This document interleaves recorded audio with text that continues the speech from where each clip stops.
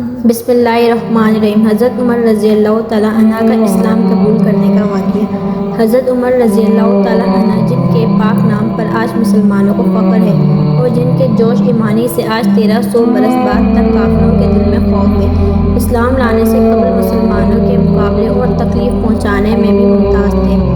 نبی کریم صلی اللہ علیہ وسلم کے نعوذ باللہ قتل کے در پہ تھے۔ ایک روز کفار نے مشورے کی کمیٹی قائم کی کہ کوئی ہے جو محمد صلی اللہ علیہ وسلم کو نعوذ باللہ قتل کر دے۔ حضرت عمر رضی اللہ تعالیٰ عنہ نے کہا کہ میں کر دوں گا۔ لوگوں نے کہا کہ بے شک تم ہی کر سکتے ہو۔ حضرت عمر رضی اللہ تعالیٰ عنہ تلوار لٹکائے ہوئے اٹھے اور چل دیے۔ اسی فکر میں جا رہے تھے کہ ایک صحابہ قبیلہ زہرہ کے جن کا نام حضرت سعد بن ابی وقاص رضی اللہ تعالیٰ عنہ ہے، انہوں نے پوچھا کہ عمر رضی اللہ تعالیٰ عنہ کہاں جا رہے ہو؟ کہنے لگے محمد صلی اللہ علیہ وآلہ وسلم کے قتل کے فکر میں ہوں نعوذ باللہ۔ حضرت سعد نے کہا بنو ہاشم اور بنو زہرہ اور بنو عبد مناف سے کیسے مطمئن ہو گئے ہو؟ وہ تم کو بدلے میں قتل کر دیں گے۔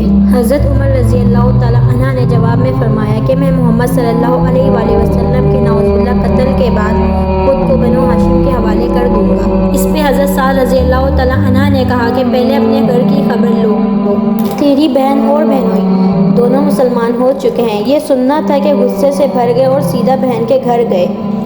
وہاں حضرت خباب رضی اللہ تعالیٰ عنہ جن کا ذکر نمبر 2 پر گزرا، کیواڑ بند کیے ہوئے ان دونوں میاں بیوی کو قرآن شریف پڑھا رہے تھے۔ حضرت عمر رضی اللہ تعالیٰ عنہ نے کیواڑ کھلوایا۔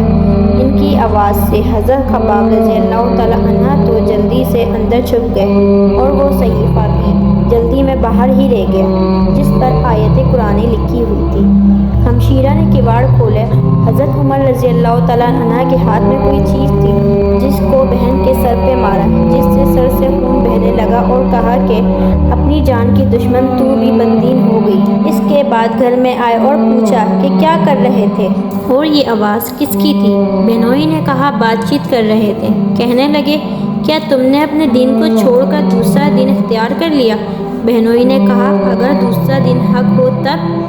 یہ سننا تھا کہ ان کی داڑھی پکڑ کر کھینچا اور بے تحاشا ٹوٹ پڑے اور زمین پر گرا کر خوب مارا۔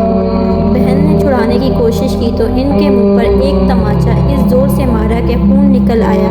وہ بھی آخر عمر رضی اللہ تعالیٰ عنہ کی بہن تھی۔ کہنے لگی کہ عمر رضی اللہ تعالیٰ عنہ ہم کو اس وجہ سے مارا جاتا ہے کہ ہم مسلمان ہو گئے۔ بے شک ہم مسلمان ہو گئے، تجھ سے جو ہو سکے تو کر لے۔ اس کے بعد حضرت عمر رضی اللہ تعالیٰ عنہ کی نگاہ اس صحیفے پر پڑی جو جلدی میں باہر رہ گیا تھا اور غصے کا جوش بھی اس مار پیٹ سے کم ہو گیا تھا اور بہن کے اس طرح خون میں بھر جانے سے شرم بھی آ رہی تھی۔ کہنے لگے اچھا مجھے دکھلاؤ یہ کیا ہے؟ بہن نے کہا نہیں تم ناپاک ہو اور اس کو ناپاک ہاتھ نہیں لگاتے۔ بہت اصرار کیا مگر وضو اور غسل کے بنا دینے کو تیار نہ ہو۔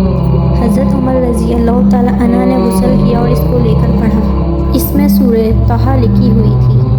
چند آیات پڑھتے ہی حالات ہی بدل گئے۔ کہنے لگے اچھا مجھے بھی محمد صلی اللہ علیہ وآلہ وسلم کی خدمت میں لے چلو۔